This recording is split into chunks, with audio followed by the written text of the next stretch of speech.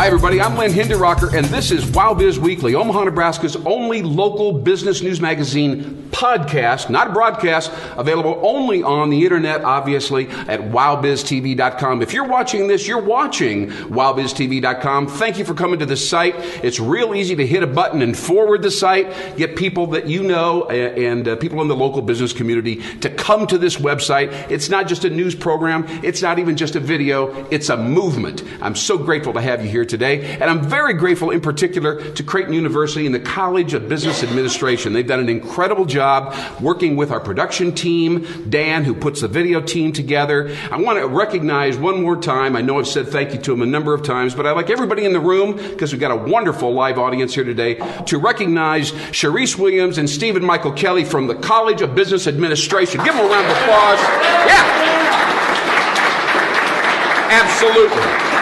Absolutely. Put a ton of effort and time into this thing, and I so appreciate it. We've got 3 guests for you today, very diverse. This is an eclectic show. We're going to cover a lot of ground rapidly, and I hope that you'll stick with us all the way. But as you know, you're watching this on a video player, so you can easily move the little control bar at the bottom of the video player and move forward or backwards. You don't want to really skip any of our guests, but you'll have the opportunity to move around within the show as much as you'd like. My first guest today is Susan Thomas. She's the executive director of the Omaha Creative Institute. Here she comes.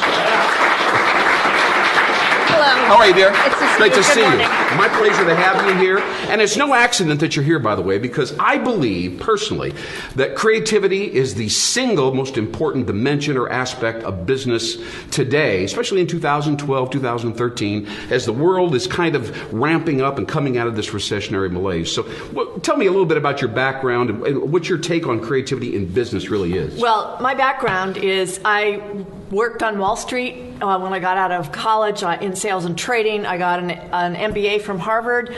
I worked on Wall Street for another long period of time. And after about 20 years of financial services marketing, I worked at Ogilvy and Mather on the American Express account. Now we're talking. So you got Harvard and Ogilvy and Mather. You got it right there. As far as I'm concerned, you got plenty of street cred. I grew up in Nebraska. But then, and what really made a difference in my career was I was willing to take risks, or some people thought it was folly, if I saw an opportunity to go with it and not to, I worked at places like Merrill Lynch. People at Merrill Lynch worked at Merrill Lynch for their entire lives. They took, they'd go 2 steps at a time, every 2 years, a different job. I'd see something and I'd go off and do it. And at this point in my career, when I'm fortunate enough to run Omaha Creative Institute, I know that I am where I am because I took those chances when I was young. All right. And it doesn't mean you need to be brash, and although you do need to be bold. And when you need to be brash, do that. But Outstanding. Well, let's talk about an application of creativity and as it relates to innovation. Let's just get that out of the way, because people will say, I don't care about creativity. I just want to make some profit and grind out the business. But then when you slip into innovation, they go, oh, well, yeah, I guess we should probably try to be more innovative. Well, I think that the distinctive thing there in any business that you're in is that if you do not have something that's distinctively different from your competitors, from your potential competitors, from people that are just or organizations that are out there kind of looking at your marketplace, you're going to go down. You're not going to continue to go up. You're not even going to stay stable. So you've got to be willing to say, okay, what we did yesterday is not necessarily what we need to do for tomorrow. And that sort of creative thinking, which is often done these days in business planning sessions called decision accelerators, where it's like boom, boom, boom. What are the 10 things we could do? What are the 6 things where we're better than others? What are the 3 things we can really spend our time on? And really use that creative approach to use innovation in your business model. Susan, yes. let me interrupt you. It's fine. No, you're on a huge and wonderful idea there. Let me talk about scenario planning. You touched on that. Obviously, it opens up the door to possibility thinking. What could happen if this and this happened? Right. And tell me a little bit about that. How important is that? How difficult is that? A lot of people say, well, geez, I can't look into the future. I mean, how would I know? Well, it is actually based in a very traditional business analytical model, which is where you look at you've got 4 possibilities. If this, then this, or this. If this. And it helps you come to a decision of where you should put your resources, where you should put your strongest person power. And so possibilities have to be in what you're thinking about all the time. If Omaha Creative Institute or Merrill Lynch or Ogilvy and Mather did what they did last year and only that, they would just die on the vine. Can I hear an amen from our live audience right back there? That's right. Absolutely.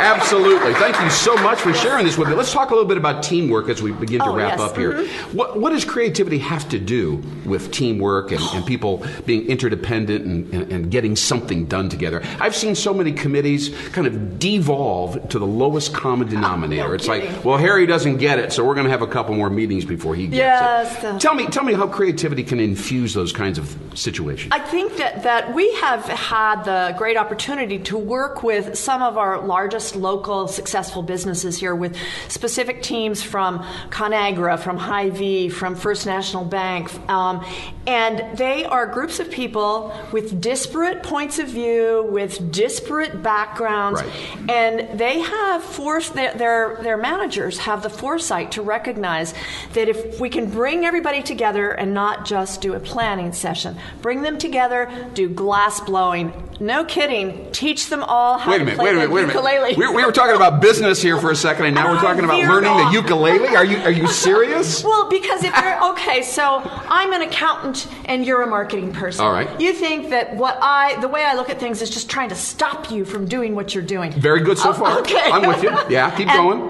So let's go blow glasses. Let's go blow glass today. I see. What we do, we realize that people have different strengths. People have different ways of looking at every process, every opportunity that you have, and that whole environment of team building can really help back in the office when you are working on your more typical day-to-day event, because you get to know people differently and you get to see their strengths and weaknesses differently. In a different context. In a different context, Absolutely. which can be applied to your day-to-day work life. By the way, that leads us to this highly innovative environment that we're in today, right? Oh, we are. The Halo Institute and the Mastercraft building here in Omaha, just on North 13th Street. We invite you to join us at the next taping, by the way, which happens to take place October 12th, 8 a.m. sharp. We got the rooms full of bright Creighton business students. Thank you so much for joining us, Susan Thomas from the Omaha Creative Institute. And where are you located exactly again? Close by, 1516 Cummings Street, which is the tip-top building. A lot of Creighton students live in those condos up there.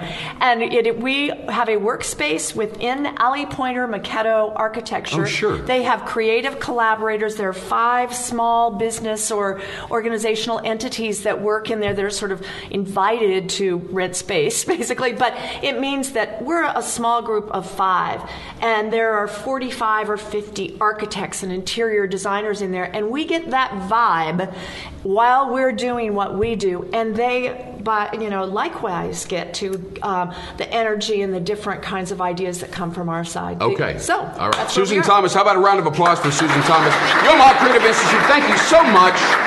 We'll be right back with Wow Biz Weekly, ladies and gentlemen. Stay tuned. It gets better.